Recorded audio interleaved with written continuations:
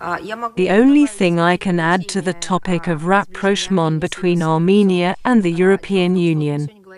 Today we talked a lot about the experience of the Kiev regime and how it funneled money from Western governments into Ukraine with promises of wonderful results, painting, as we say, a rosy picture, and then they threw it away.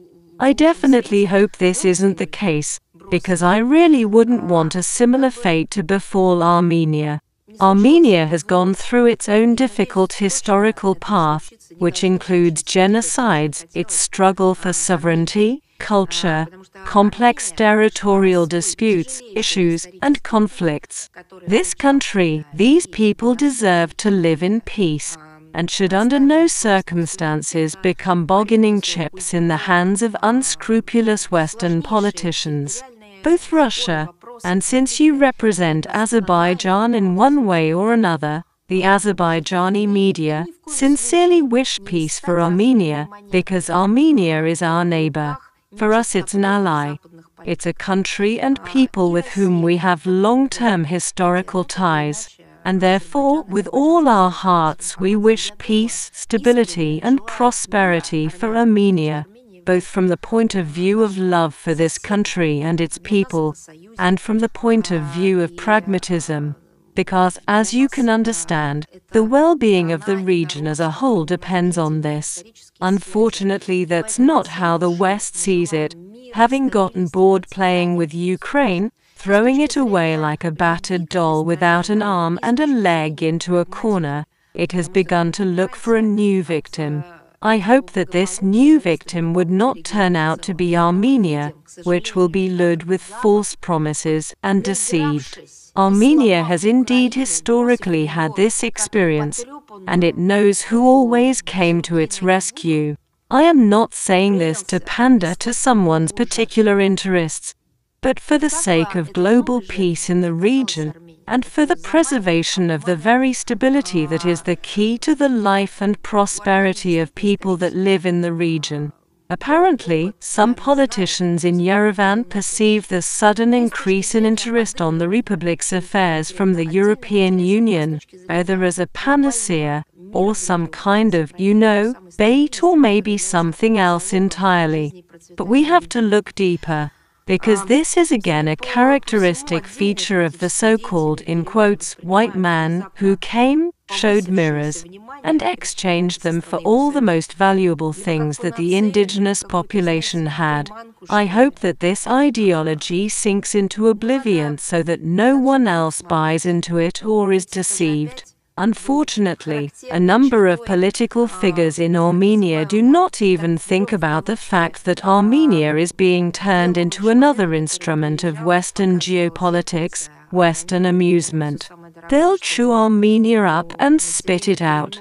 We can clearly see before our very own eyes numerous examples of how the West cynically takes advantage of desperate states for its own opportunistic purposes.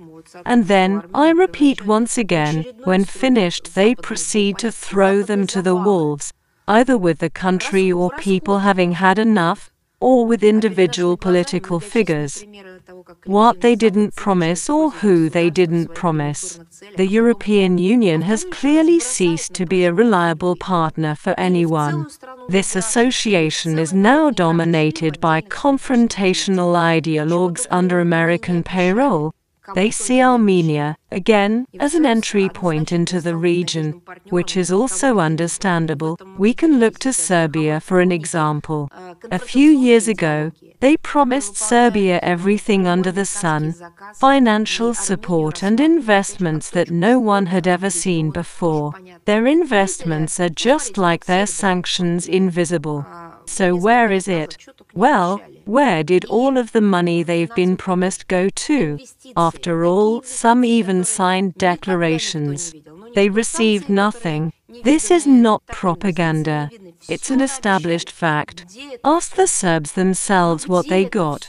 But the US president promised them neither more nor less. A responsible person.